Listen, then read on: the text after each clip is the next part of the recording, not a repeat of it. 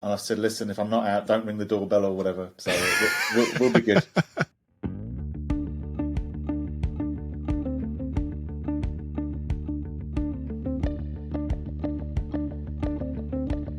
You are now entering preFORM. Prepare to perform. A podcast created to explore the inner workings of high-profile performers. Conversations reveal what separates them from the average human. Buckle up. Jonathan Bradshaw is a professional speaker on the subject of Meetology, the behavioral science powering superb social skills.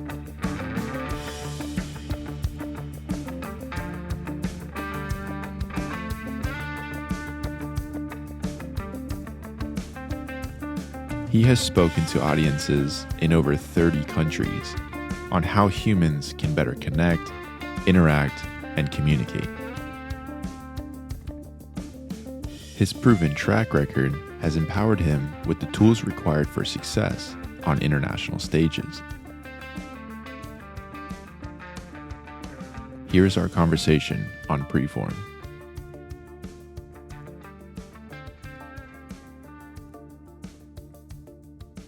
I always like to start, Jonathan, with a little bit of context.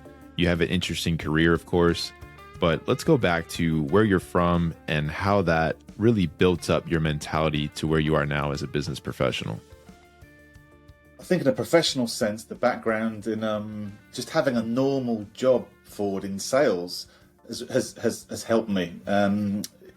Why? Because I got good at social skills.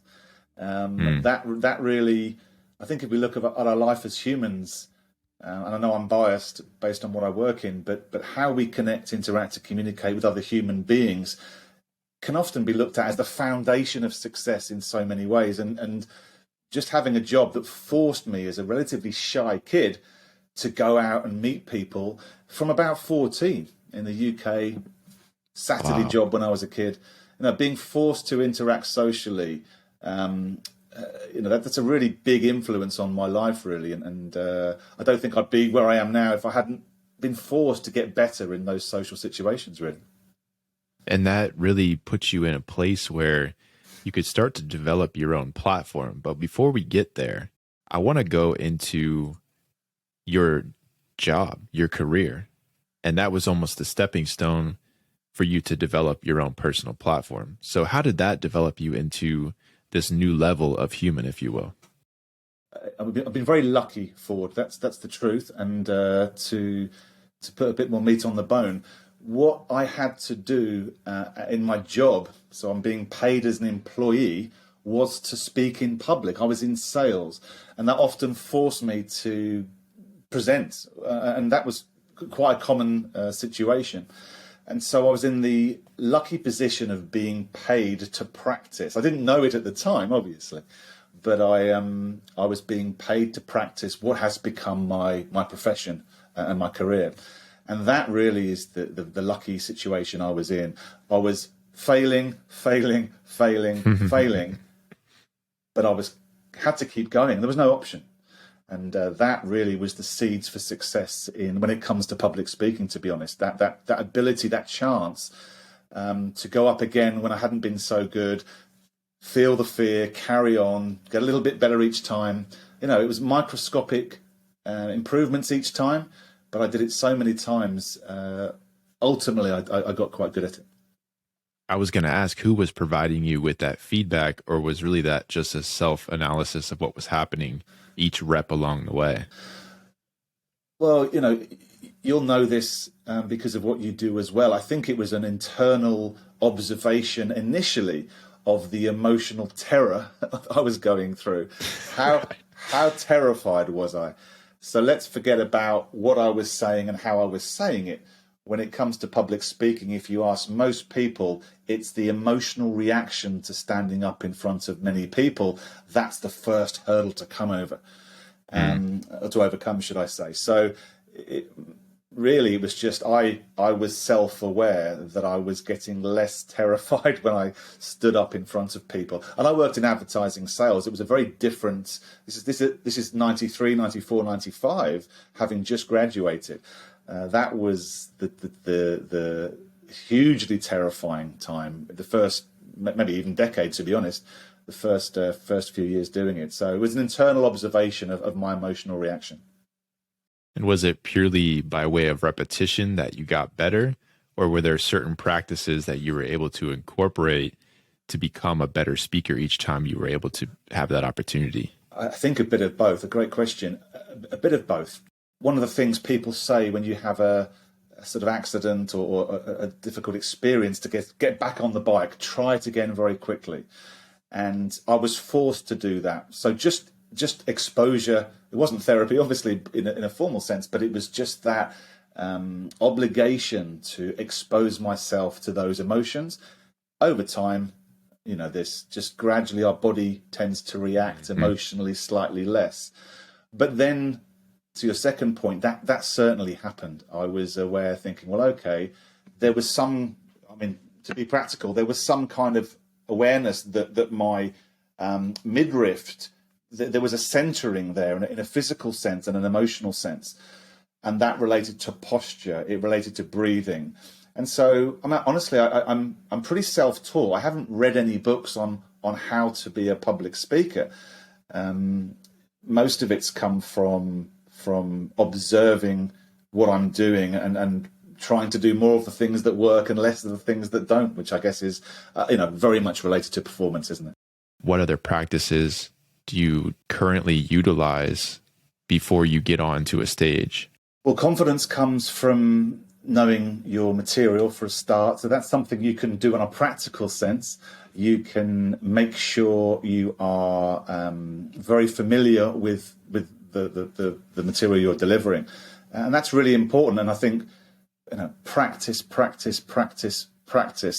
It's so obvious, but Beckham, Johnny Wilkinson. I don't know if you the rugby fly half that England used to play for England many years ago, but I studied his book. His book's very interesting, Johnny Wilkinson, and just practice, and that links to confidence because you know what's coming up.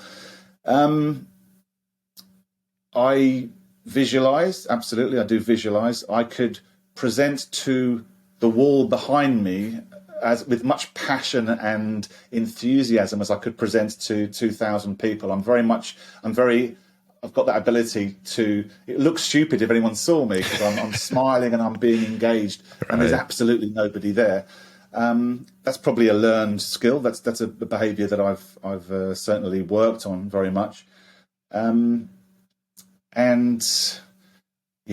Anchoring, so connecting posture, clothes. So it's funny. I know a lot of the younger generation of public speakers now are wearing much more relaxed, jeans. I could never present in jeans. I'm a bit old school. And that in clothes cognition, the idea that what we're wearing can affect how we feel is something I use as an anchor. So the shoes have to be clean. My suits are all made for me, which is the only thing, as my wife will tell you, that I spend any money on when it comes to clothes. That's really important to me.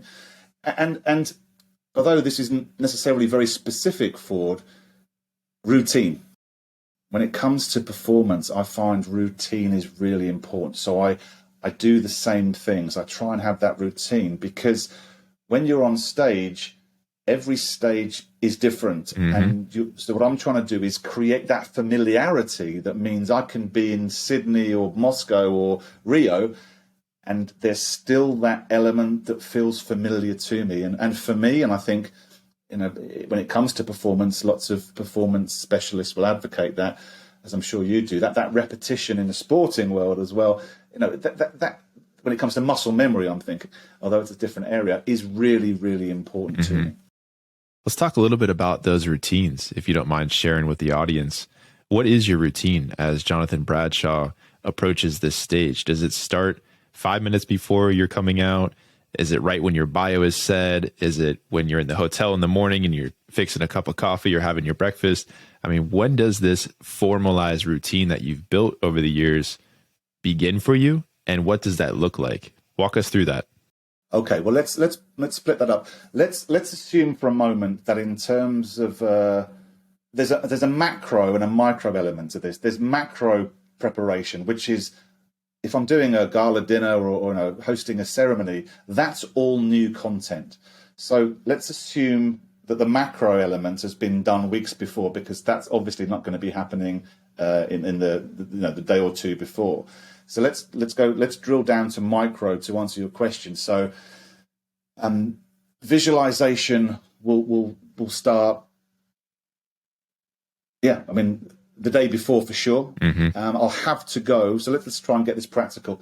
I have to go to the venue at least a day before. I mean, ideally 2 or 3 days. I like to speak to the guys setting up the stage, the lighting guys, I want to get a feel. This is going to sound strange. I want to become familiar with that place. Absolutely. Sometimes I'll look at a light on the wall and think, almost talk to myself, or probably do, and say, you're going to be there when I'm next on stage tomorrow or next, the day after. I'm going to remember this. So it's creating familiar anchors that make me feel comfortable in that space. So I've got to go to the location. I've got to get familiar, and I want to feel comfortable within it. But then it comes down to emotion. So let's say I'm speaking in the morning. I'll be up early. A huge amount of internal dialogue, not always obsessively positive, and I'd be interested to come on to that later on. But right, how are we feeling, John? Okay. Ooh, not so good, but good. There's so much internal dialogue goes on. So it's self-coaching, perhaps. I don't need anybody else there. It's all internal. And going back to what I said, you need to eat. You have to feel good. Obviously, you've got to be fueled. But I'll do that before I put my suit on, so I'll always eat, just in case that bit of tomato sauce goes down the white shirt that I'm smart man. I'm wearing. And then it's I'm not obsessed with some soccer players, some football players need to put their left shoe on first. Right. I'm not yeah. like that. But I will put those clothes on that I'm talking to you about that are right for me. And it's mainly internal. There's not many physical things I do. Sometimes there's an anchor I've got where just very simply pushing my forefinger and thumb together. That now over years affects me here.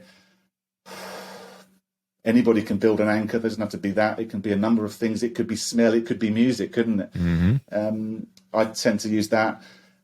And then I'll just be very positive mindset and remind myself why I'm here, and embrace nerves as well. Let's finish with that one. I hope it's specific enough. I've gone a bit all over the place, but I expect to feel nervous. Now, I might call it excitement, but most people would think an elevated heart rate and breathing a bit more and perhaps speaking a bit more quickly would be nerves, and that's probably fine. I'll call it excitement, and it's absolutely essential for me to feel that elevated state of excitement in order to walk out on stage.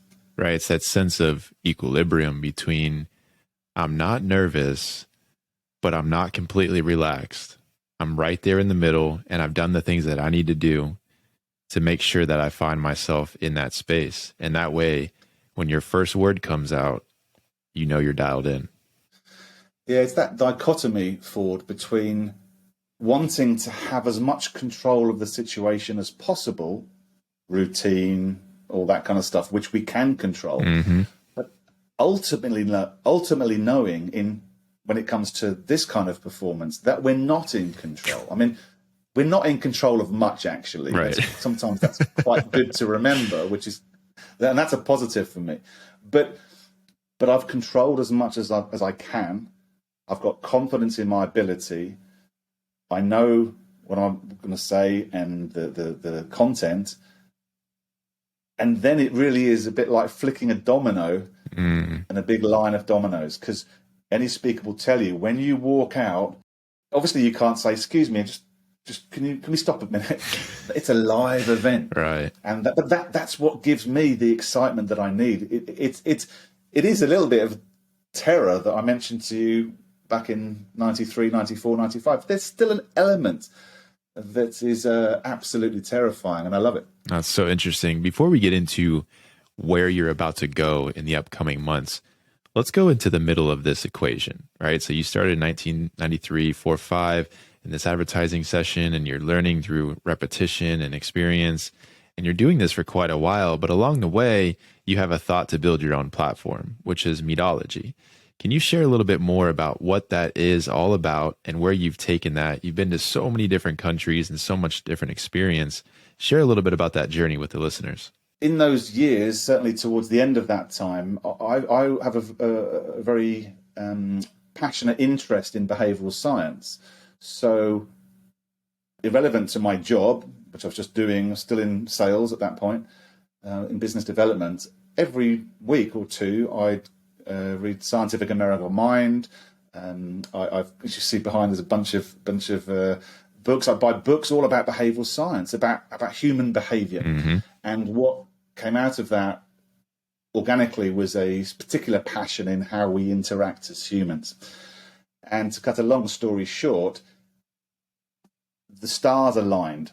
I was gaining experience in speaking in public about, through my job, totally unrelated to what I do now, but I was learning the skill. Privately, I was researching and building a big database of fascinating insights about how we connect, interact, and communicate, interpersonal communication. Mm-hmm. And I then merged the two, I suppose, and that comes back down to luck that we mentioned earlier on. I was able to ask my employer, this is in 2007, so 93 to 2007. I had two jobs. It wasn't the same job all the time. But at that point, I said to my employer, can I go part-time? And they were very happy to let me do that. And so I already had this information. But that's still a big step. It's all very well having knowledge, but I then went on a steep learning curve in terms of branding, marketing, productization, monetizing, ultimately, the knowledge that I had. And I also had to reach out to the behavioral science community. I'm not a psychologist. I'm a passionate researcher of behavioral science. So I had to get a couple of psychologists on board to team up with. That then gave what I presented that credibility. So it was an alignment of stars, Ford. It was a very lucky situation that I found myself in, to be honest. And what was that branding, those initial thoughts to create it into Meetology? Where did that come from? How did you come up with the messaging, the coloring, all of the different nuts and bolts logistically? Was that one thought, 100,000 thoughts? Did it kind of traverse over the time? Did it evolve organically? How'd that come about? I won't do it because I'm not sure where it is. There's a book behind me by Professor Richard Wiseman called Quirkology. I don't know if you've read it, but it's a really interesting book. And if I open the page, and it's somewhere here, I don't know where it is, on the inside front cover, I was in France on holiday, and on the inside front cover, it says Meetology ? Wow. That's the genesis. Wow. And I might go off kilter a little bit, but my website is meetology.com, and that was not available. It was owned by a lady in Italy. I flew to Turin on a whim. I found her. I, on the phone, just said, she was a lovely lady. I said, listen, I don't know, she hadn't used it for a long time. Right. And that's where social skills that I speak about helped me actually get the business going, because I took her for coffee. I flew to Turin without any idea that she'd sell it to me. Took her for coffee, spoke about the family. We've stayed in touch. And, I paid, I don't know if it was a good amount or a little bit, I don't know. But I gave her some money and she transferred it over to me. Wow. So that's a couple of little stories about the word. It just organically came to me. Mm-hmm. And then I was a bit lucky getting someone who owned it to give it to me. I got Meetology on Twitter. It wasn't available. I had to contact Twitter, but they gave it to me because they said it was being reserved for something, but got that. So a lot of luck on the way. But let me go to the second part of your question. The branding and all that, that's evolved over the time. I mean, we haven't necessarily changed color, but I have a graphics guy, web guy in the UK, and it's gone through plenty of evolutions, even in the 12, 13 years that I've had it. So, and I think that's a really important point. Not that you've asked me specifically this, but sometimes when we change something, maybe quite often, we can be concerned that it's going to look like we don't know what we're doing. One of the things I'm really amazed at is how many big brands make mistakes or change things. They, remember, obviously, Coke created a new Coke that completely bombed, probably before your time, back in the early 90s, maybe late 80s. Pepsi came out with a whole new color scheme. They dumped it within 18 months, I think, or something crazy. And that's, that came to mind because you asked me about the branding. We've tried lots of different things until we think it looks as good as it can. But it was very much an evolution of just asking other people, thinking of what the reaction from the people who saw it, and being prepared to tweak it if necessary. So yeah, it's been I guess it's like every entrepreneur's story, Ford. It's been full of failure, full of mistakes, but my mindset and attitude is what keeps us going, and it's just I just see opportunity, negatives or positives in my head. I love it. So let's get into a little bit about what you've learned traveling to all these different countries, being a speaker, focusing on Meetology as the platform. 30 plus, if not close to 50 now, countries. That's a very rare opportunity for most individuals, and yet you've taken it upon yourself to utilize it as a primary platform to travel and to speak and to interface with all different sources of cultures and incomes and intellects and perspectives. What has that done for you when you now look in the mirror and say, who am I? I haven't really stopped a great deal to think about that. When you say that, I think I'm quite proud, but I've never really considered that. And that I know that wasn't directly the question you're asking, but it's quite weird to hear that, put back to me like that. I think on a practical sense, I think you have to look at the topic that I speak on, Ford. It is social skills. So one thing that comes to mind when you ask me that question is it's absolutely a universal skill. Now, I only speak English. So the business events I speak at are all primarily, I've had interpreters before, but it's an English-speaking audience. Right. But you're quite right. They're from all over the world. And I think it shows that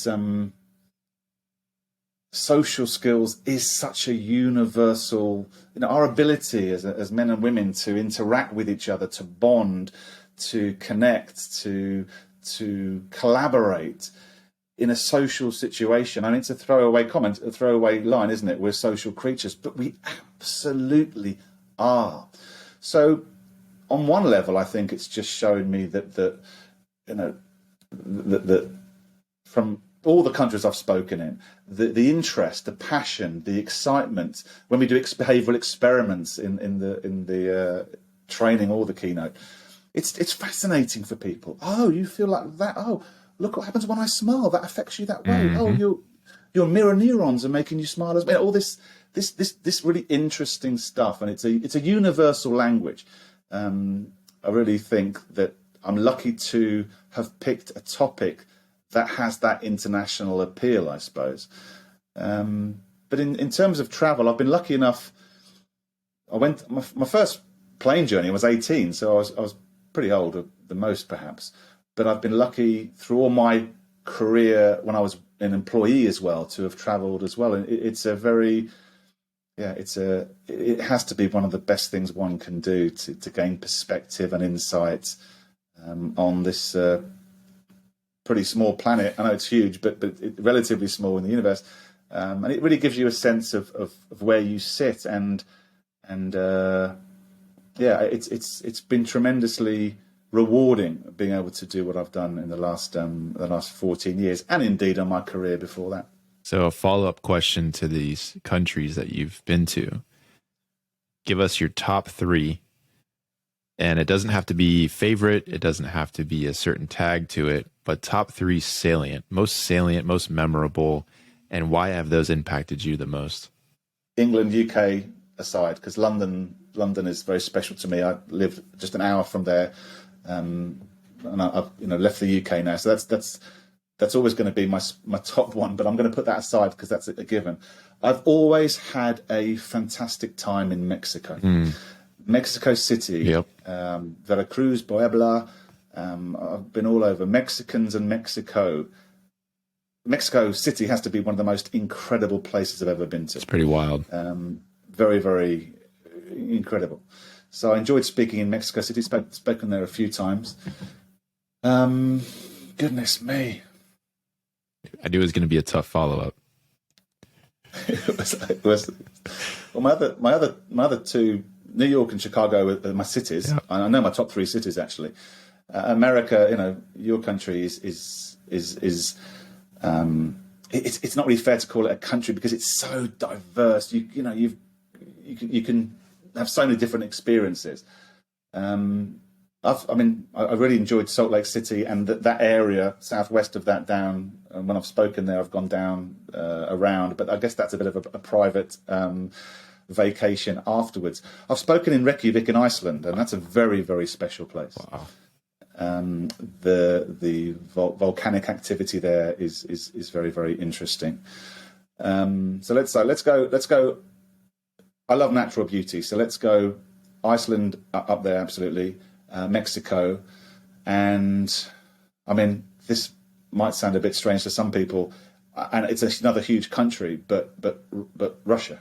I mean, I've spoken in Moscow quite a few times, and I've been to Red Square. Now, I remember as a kid, I was born in '72, seeing the Red Square, marching, military things go on there. Brezhnev was president then, Soviet Union then, obviously.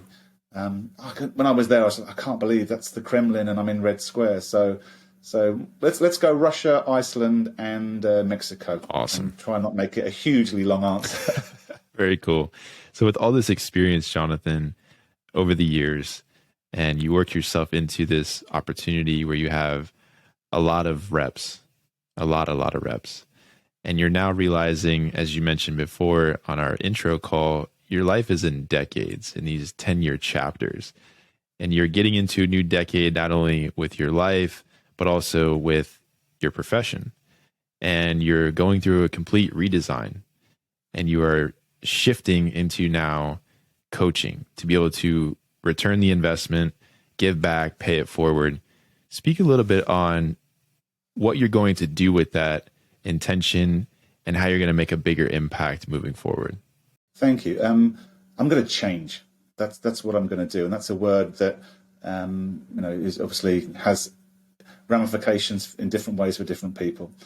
Going back to your point, and I mentioned this, as you say, on our intro call, I see my life now with retrospect that in my 30s, I'm 50 in 6 months, so it's a nice time to be looking to change. In my 30s, I was learning how to speak, not professionally at that point really, but how to speak in public, and I was getting better at it. Then in my 40s, I professionally spoke. I did this. It's actually 14 years since my first professional engagement, but that was when I was part-time with my job as well. So it's 10 years of full-time professional speaking. And here we are with COVID, and if you speak at live events, and that's obviously what professional speakers generally do, and I'm someone who hasn't embraced virtual as much as some. I did have to do some virtual presenting, but at the end of last year, I said I'm not doing any more. I'm just going to do live. So, the COVID's had an impact on my profession, absolutely. And I think in times like that, sometimes adversity creates opportunity, and it's given me, honestly, for a few months to think, well, what have I been doing? Do I want to keep traveling quite as much? What can I do that maybe be a bit more rewarding for me? And I've decided, although Meetology.com will still be around for a while to come, I've still got a few presentations to finish this year. From next year, I'm actually going to be becoming an executive public speaking coach. Wow. So that third element of that trilogy is learning to do it, doing it, and then the third is helping others do it. I love it. And one thing that being a keynote speaker arguably is not always rewarding, because you fly around the world, you deliver your hour and you fly back. Although that may not be the case in the future, but that's certainly what it's been like. Having an opportunity to, I'm very jealous of you in your role, because your students, you must get to know them very well and nurture them. I don't get to nurture anybody. And so the future is actually going to be jonathanbradshaw.com, which I've owned for a while but never used. It's not live yet. There's no point looking it up. But that's what I'm going to be doing from next year. I'm slowly doing most of my presentations on Meetology, and it'll be a big, big change for me. But hopefully more rewarding and useful as well. I think what I can... It's a selfish thing in a way, because yes, I'm helping other people more, but it's also more rewarding for me as well. So that's the third part of the third act of this of my life at the moment. Anyway. Oh, it's awesome. Can you share it all with the audience? What types of information you would potentially coach in a up and coming keynote speaker, or a current, for example, C-suite exec that has to give a lot of presentations throughout the year and maybe needs to know how to perform a little bit better? What types of pieces to that puzzle would you provide them with? Great question. Well, when it comes to coaching, coaching isn't training, it's not presenting, it's not a lecture. So this is going to be very, very individual. So a coach is going to be very reactive to it's going to ask more questions than I am going to suggest things. So I don't see it as a, it's not, here's all my knowledge, a brain dump. It's going to be very, very specific. I mean, I may have mentioned this before. I've started with a couple of clients already since about February. And it's me asking lots of questions to try and get them to understand, well, let's talk about emotions. So why do you think you get nervous? So what's all that about? Let's drill down into that, because I really want them to come up with the answers, to find the solutions for them. It's internal. But having said that, there are three areas, to answer your question, that I focus on, or at the introductory call with a client, I highlight. The first one is mindset. So that's all about your thoughts and feelings. So what's going on emotionally? It's probably the biggest piece of the pie for most people, isn't it? It's, as I said before, public speaking makes me feel this. And so looking and examining the internal dialogue, the negative thoughts, what's going on in terms of your self-talk, and then your emotional reaction to the situation that's upcoming, that's a whole area, number one. Number two is material. There's 3 M's. So mindset, material. So, okay, we can get people to feel okay. The next bit is, what are you going to deliver? What's the story? What's the narrative? What have you got here?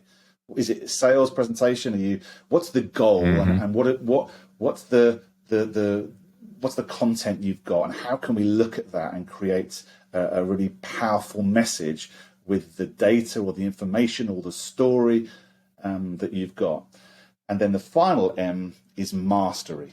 And that's on stage. You're feeling good, number one. You've got the right material on stage. You need to deliver it. It's your poise, your presence, your verbal output, your non-verbal output, your eye contact with the audience. It's that mastery in delivering the message that you've put together. So they're the 3 M's that I focus on. But it's not scripted, Ford. It's very individual for each client, because it's really important that they understand what they're feeling, and come up with the answers. I can't write. I mean, there are script writers out there. You know that. There's people that write presidents and politicians, presentations.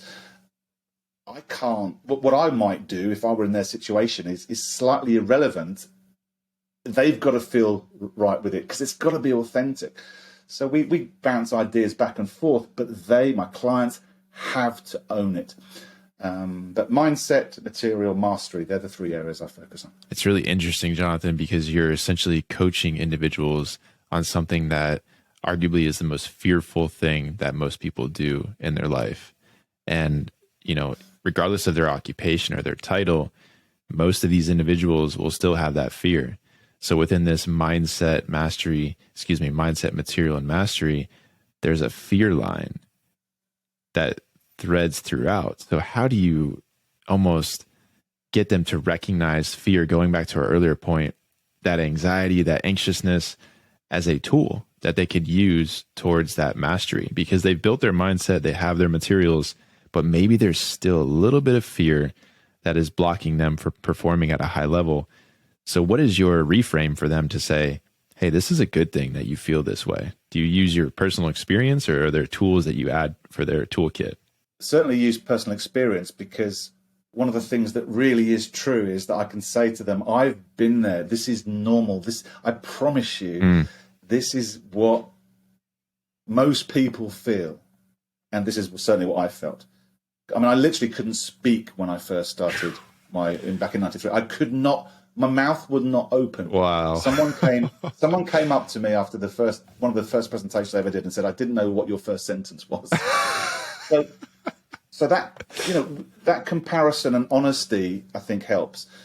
In a practical sense, Ford, the inverse bell, the upside down bell about performance, whereas, I know it's very practical, and looking at a diagram, it's a bit logical, it's a bit theoretical, should I say.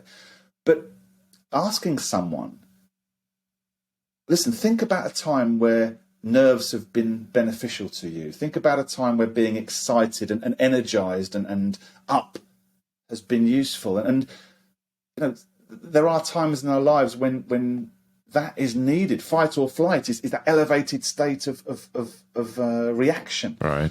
And so you can, I think, show people and let them realize, again, it's not about me telling anybody. It's pointing out and then letting them say, think about a time where you've been elevated and you've performed well, and then, oh yeah, okay. Well, and look at this inverted bell curve, which shows that our peak performance actually isn't when we're unaroused. We need to be aroused. Yes, too much arousal and our performance can fall off. But look, this is really important. And the other thing I say is, if people could read my mind or feel the emotions of what was honestly going on in Jonathan's head when I walk on, mainly at hosting international gala dinners now. That's the main.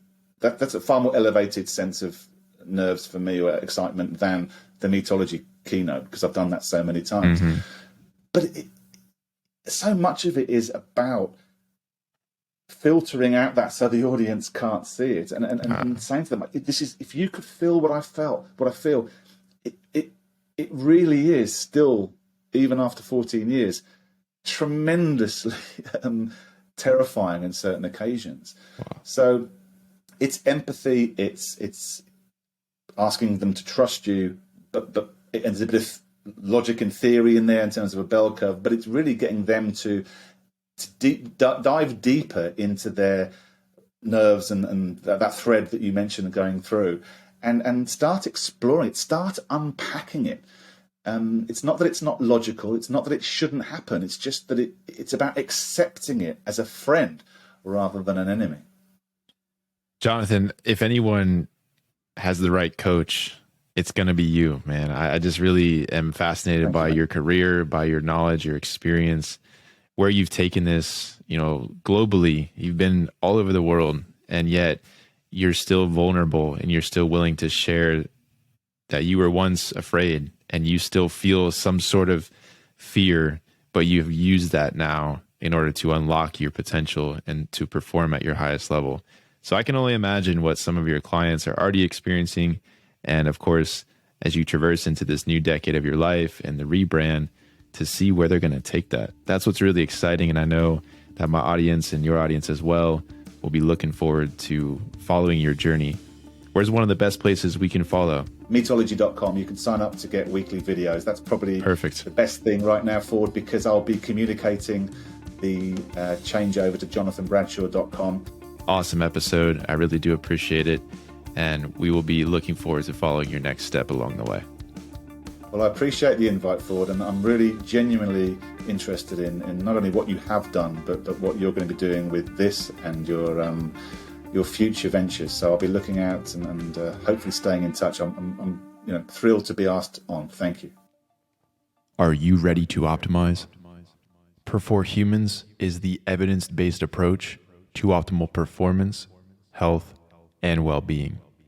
The platform collaborates globally with a variety of high-profile performers, corporate executives, elite athletes, first responders, and military personnel.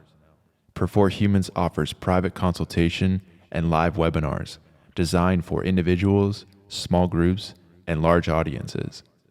Visit perforhumans.com for more information.